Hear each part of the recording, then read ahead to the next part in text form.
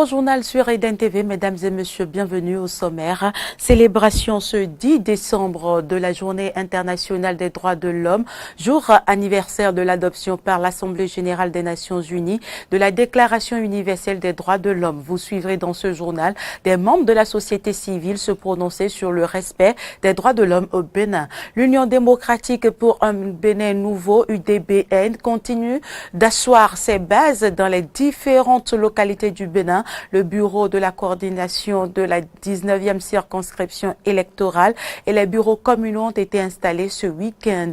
Religion, visite du nonce apostolique dans le Koufo ce dimanche 9 décembre 2018.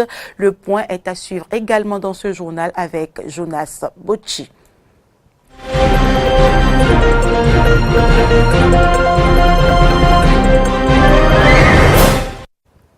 À nouveau, bienvenue. Je l'annonçais en titre, la Journée internationale des droits de l'homme est célébrée chaque année partout dans le monde le 10 décembre, jour anniversaire de l'adoption par l'Assemblée générale des Nations unies de la Déclaration universelle des droits de l'homme.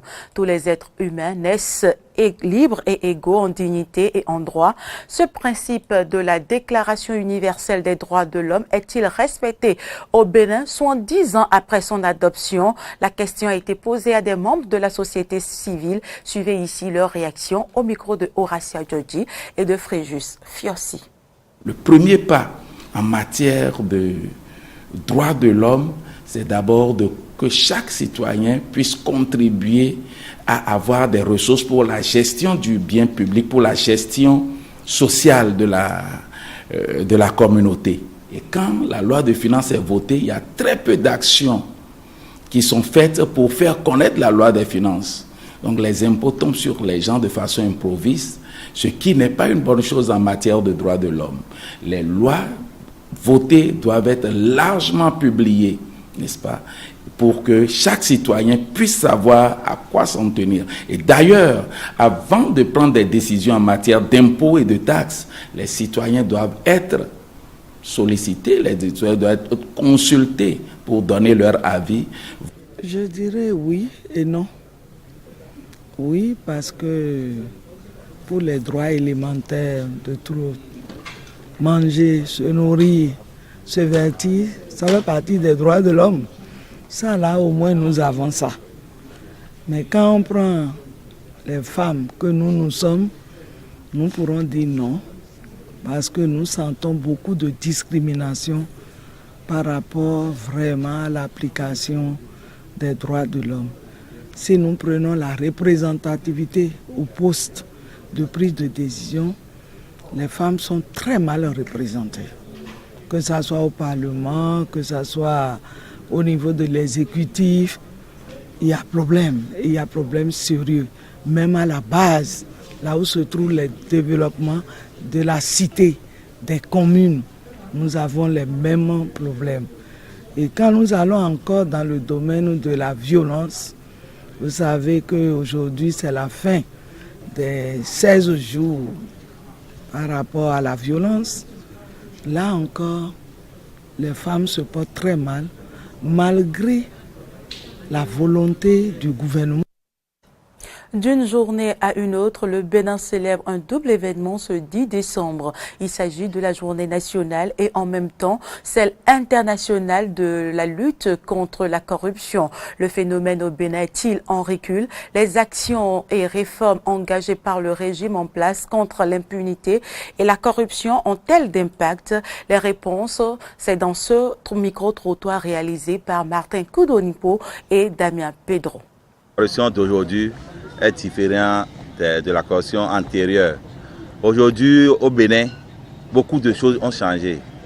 Et surtout du côté de... Quand vous prenez la route, quittant à Bobin-Calavi pour aller à Poïcon aujourd'hui, avant, il y a des policiers en désordre sur la route. Et on vous prend de l'argent d'ici à là, d'ici à là. Même chose sur la route de Bobin-Calavi vers Cotonou. Aujourd'hui, tout ça là a changé. Et j'exhorte le président de la République à fournir un peu d'efforts parce que d'ici à l'an 2021, il n'aura plus de corruption au Bénin. Aujourd'hui, ici chez nous au Bénin, bon, ça a reculé un peu, il y a beaucoup de rigueur. par rapport à ce qui se passe actuellement. Parce que demain aussi, bon, dans toutes les administrations publiques maintenant, mais même quand tu vas, bon, on s'occupe bien de toi, bon, on donne ce qui appartient à César, bon, et on a peur quoi, on a peur de faire du faux, on a peur de faire du faux. Et je vois que c'est la bonne gouvernance. Bon, par contre, d'autres ne peuvent pas aimer parce que des gens étaient aussi dans leur fauteuil de faire ce qu'ils veulent. Mais aujourd'hui, il y a la rigueur, ce qui a fait que les gens ont peur de corrompre. Le combat qui se fait contre la corruption par le président Patrice Talon a ses effets. Ça a d'impact dans toutes les directions partout. Puisque le Béninois a peur maintenant de corrompre ou de se faire corrompre également. Puisque partout maintenant, on ne peut plus t'exiger de te donner tel pot de vin avant d'avoir ce que tu cherches. Donc les services sont rendus comme cela se doit selon les tests de la nation. Le recul de la corruption va de mieux. Parce que dans les années antérieures, nous chantons la lutte contre la corruption, mais ça ne va pas. C'est seulement de chantage. On parle, mais pas de concrète, pas des actions concrètes.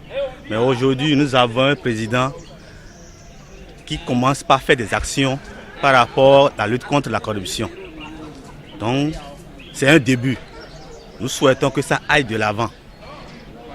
Pour que ceux qui ont géré ce pays et qui ont failli dans des choses soient au moins détectés et punis.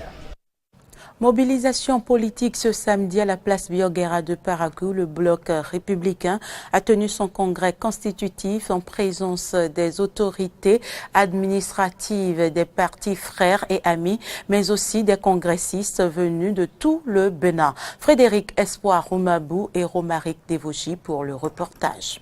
C'est une réunion de personnalités politiques, de mouvements, associations, alliances et partis politiques qui, jusqu'ici, ont couvé l'œuf du bloc républicain qui se sont retrouvés en ce lieu. L'objectif est tout simple, faire éclore enfin l'un des nouveaux partis politiques qui confirme la réforme du système partisan en cours au Bénin depuis peu, le bloc républicain.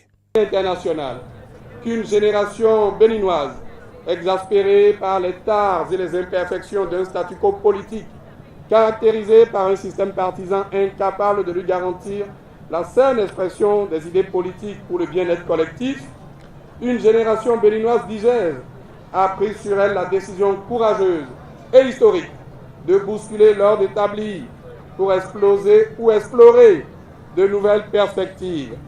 C'est ainsi que je vous prie de comprendre la réforme du système partisan qui a induit le grand regroupement dont nous sommes témoins aujourd'hui. L'honneur est revenu à Abdoulaye Biotchane de lancer les travaux du Congrès. Occasion pour lui d'appeler les congressistes à travailler pour la naissance d'un parti fort. C'est pourquoi je nous invite, lors des travaux qui vont démarrer dans un instant, à adopter les décisions, résolutions et recommandations qui iront dans le sens d'asseoir les bases d'un parti républicain fort et durable au service de la nation entière. J'ai la certitude que les conclusions de nos travaux permettront au bloc républicain de travailler inlassablement afin que dès le soir des prochaines élections législatives, nous envoyions un message fort à tout le peuple béninois pour dire que le bloc républicain est le premier parti du Bénin. Au terme de plusieurs heures de travaux, des résolutions prises stipulent entre autres ce qui suit. Réunis ce jour à Parakou, avons opéré le choix du libéralisme comme ultime option pour la construction d'un Bénin uni, économiquement prospère, démocratiquement stable, où l'individu est au centre de la création de la richesse de l'État, de la richesse, et l'État un incitateur et un régulateur.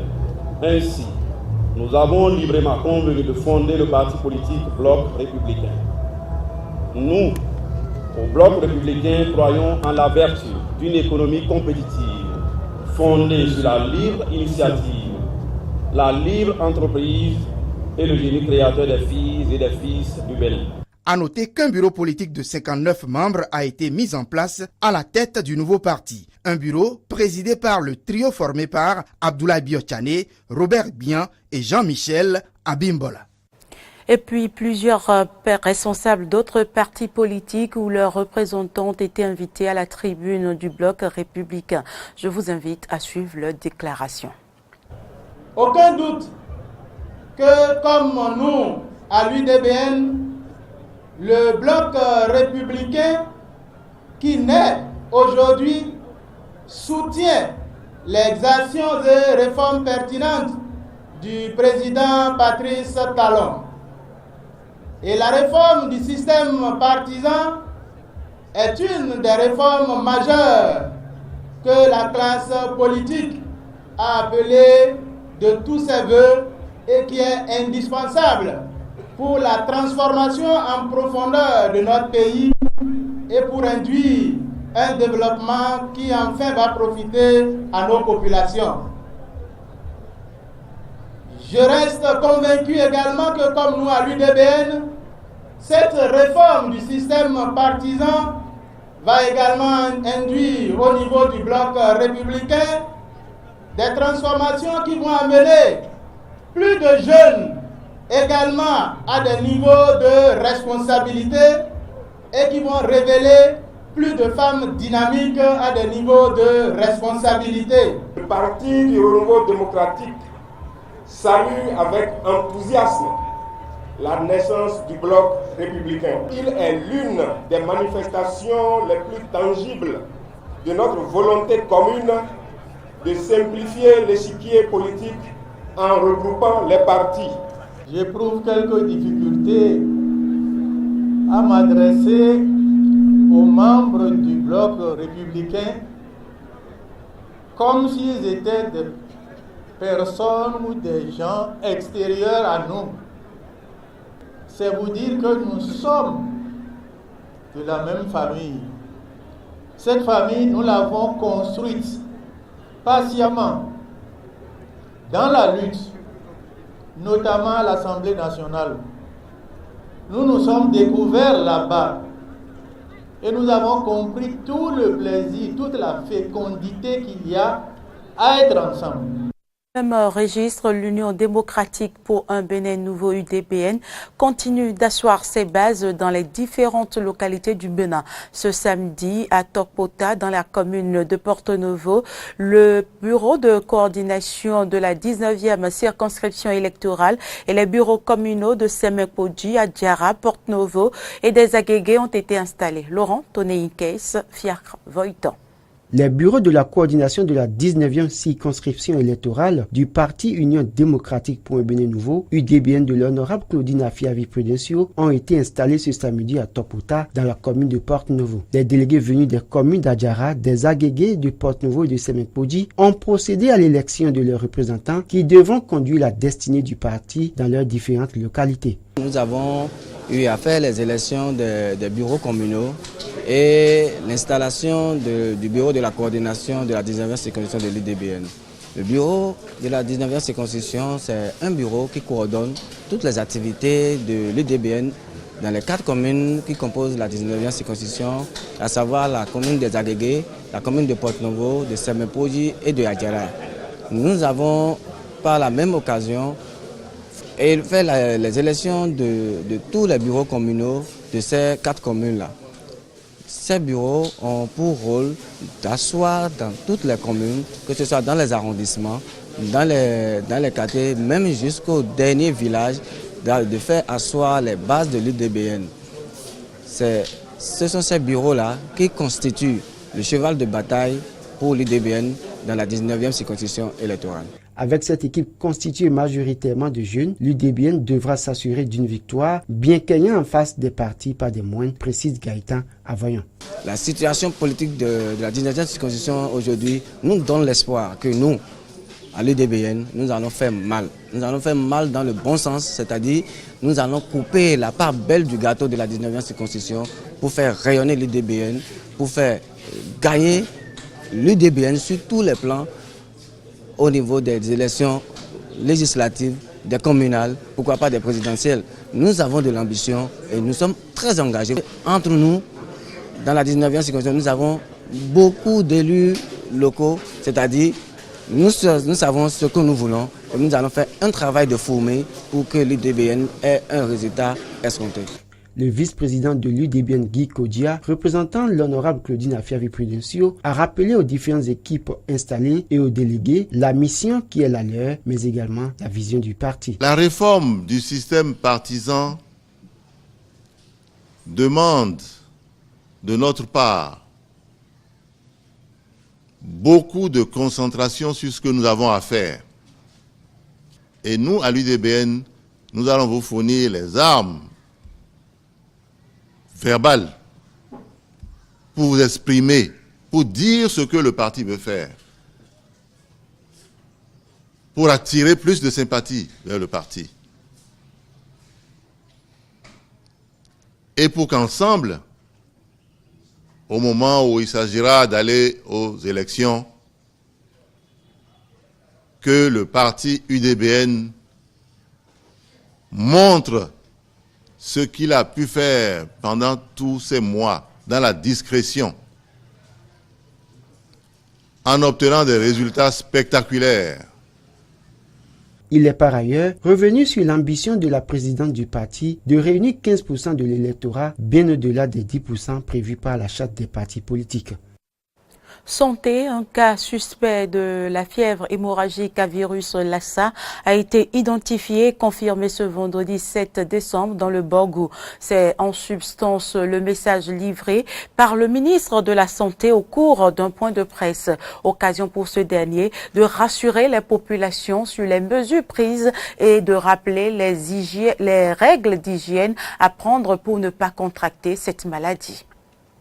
Chers compatriotes, le jeudi 6 décembre 2018, la direction départementale de la santé du Borgou a notifié au ministère de la Santé un cas suspect de fièvre hémorragique à virus Lassa admis au centre hospitalier universitaire départemental du Borgou. Le résultat de laboratoire confirme la fièvre hémorragique à virus Lassa ce jour, vendredi 7 décembre 2018. La patiente a été isolée et mise sous traitement spécifique. Les personnes qui ont été en contact avec elle sont pour l'instant au nombre de 3 identifiées, dont une, son conjoint, est un cas probable. Notre pays, le Bénin, fait face encore une fois à une épidémie de la fièvre hémorragique à virus Lassa.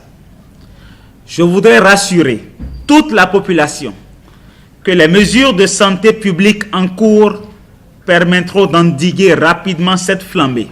Je saisis cette occasion pour rappeler à toute la population que le virus responsable de la fièvre hémorragique à virus Lassa se transmet d'une personne infectée malade à une personne non malade par contact avec les liquides biologiques, le sang, les vomissures, les selles, les urines, etc. Il se transmet également par contact avec les excréments de rongeurs, notamment le rat à multiples mamelles. Concernant la prévention, les mesures suivantes sont à observer. Dès les premiers signes, il est impératif, comme je le disais tantôt, de se rendre immédiatement au centre de santé le plus proche. Se laver régulièrement les mains à l'eau et au savon. Bien protéger les restes et réserves de nourriture dans les maisons contre les rats. Éviter la manipulation et la consommation des rats. Éviter tout contact avec une personne suspecte ou malade de la fièvre hémorragique à virus Lassa. Éviter tout contact avec les liquides biologiques, sel, urine, salive, vomissures et les objets contaminés d'une personne suspecte, malade ou décédée de la fièvre hémorragique à virus Lassa. Je lance un appel pressant aux populations pour le respect strict des mesures de prévention sus-énoncées. Les habitants de la ville d'Abomey-Calavi s'efforcent au quotidien pour répondre en toute ponctualité à leurs obligations, que ce soit à Cotonou ou à Godomey. Mais l'embouteillage constaté chaque matin constitue un blocage. Comment se débrouillent-ils pour rallier leurs lieux de travail respectifs? Aristide Setti nous en parle à travers ce constat. Il est 7h34. Nous sommes sur le tronçon Godomey-Cotonou. Un constat tombe bien sous le sens. Une file interminable de véhicules immobiles. Ce constat est identique sur les pistes cyclables où grouille un monde indescriptible d'engins à deux roues, d'où échappent parfois des bruits assourdissants et d'épaisses fumées noires. Coups de klaxon et injures s'y mêlent parfois. Difficile donc de circuler, d'évoluer et de rallier son lieu de travail. Embouteillage et bouchons chroniques. C'est le calvaire que vivent au quotidien les usagers, fonctionnaires et autres citoyens qui se doivent de faire le déplacement de Calavi et ses encablures pour Cotonou.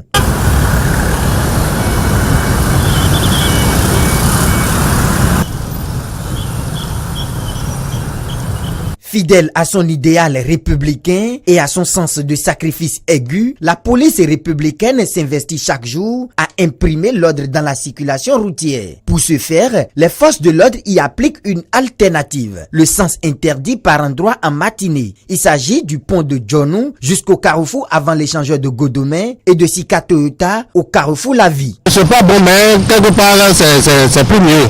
Parce qu'il y a trop d'embouteillages. C'est pour cela que notre autorité nous a dit de prendre par ici un peu. Ouais, moi je vois que c'est très bon, ça diminue un peu le go-slow et aussi la passage aussi, on passe correctement. Et il n'y a plus de go-slow, je vois que c'est mieux quoi. Paradoxe, n'est-ce pas? L'infraction en vient ici à devenir la norme, car cette autorisation momentanée de conduite dans le sens interdit vise à favoriser la fluidité de la circulation routière. Mais ces usagers sont conscients des conséquences de cette pratique, le sens interdit. Ça pourrait engendrer des accidents et dans ces cas-là, ce sont ces personnes qui se dévient, qui seront dans le tort. Donc, c'est pas en quelque sorte une bonne chose quand même. C'est pas une bonne pratique du moins pour un bon citoyen. L'État même sait que c'est pas bon. L'État même sait que c'est pas bon. Mais... On stoppe parce que c'est pas prudent de prendre la sens interdit. En attendant la construction de nouvelles infrastructures routières, chaque usager de la circulation se doit de suivre scrupuleusement les instructions des forces de l'ordre.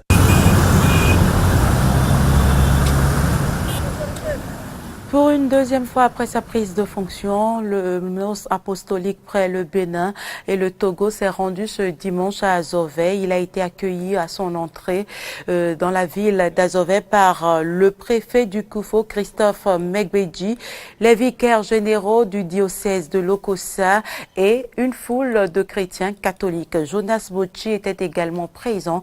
Voici son compte rendu.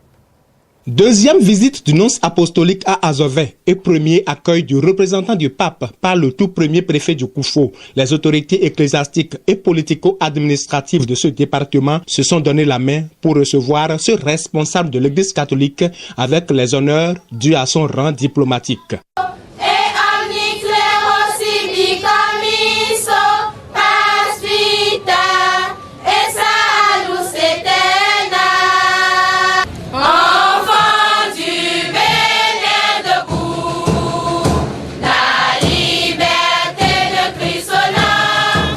L'exécution des hymnes du Vatican et du Bénin ce dimanche a marqué l'étape officielle de cette visite du nonce apostolique à Azoveh. Une visite qui honore tout le département du Koufo selon le curé de la paroisse Immaculée Conception d'Azoveh et le préfet Christophe Megbeji. C'est une grande joie qui nous anime d'accueillir aujourd'hui le nonce apostolique au cœur de cette population en liesse, en joie. Lui, c'est vrai, il a le titre d'ambassadeur, mais il vient en tant que pasteur aujourd'hui pour vivre avec nous cette Eucharistie, partager la joie. Et c'est tout le Koufo qui est honoré à travers sa visite de ce matin. C'est la joie du Koufo. Le Koufo est content. Je crois que ces prières iront vers nous pour que nous puissions avancer sur le développement. Tout aussi honoré par l'accueil qui lui est réservé, le nonce apostolique partage également la joie des fidèles catholiques du Koufo et les autorités de ce département. Trouver le peuple de Dieu ainsi ensemble, où il y a des frères et sœurs ensemble. C'est une bonne chose. Alors je vois que vous êtes heureux. Je suis aussi heureux avec vous, comme dit Saint Paul. Il faut réjouir avec ceux qui sont dans la joie. En voyant le premier préfet du Koufo aux côtés du nonce apostolique, les journalistes n'ont pu dissimuler leur curiosité, à savoir quand est-ce que le Koufo serait érigé en diocèse. À cette question, voici la réponse du nonce apostolique Brian Oudaïgwe. Nous voulons que l'Église continue à croître. Oui, l'érection d'une diocèse fait partie de cette croissance. Quand le moment sera opportun, oui, ça sera un plaisir de le faire. On espère que ça arrive un jour. Au cours de cette visite, le nonce apostolique a célébré avec les fidèles catholiques d'Azové la fête patronale de leur paroisse, Immaculée Conception. C'est sur ces images religieuses que s'achève cette édition. Merci de l'avoir suivi. Nos informations sont aussi à suivre sur les réseaux sociaux, Facebook et Twitter, et sur notre site internet benin-eden.tv. À bientôt.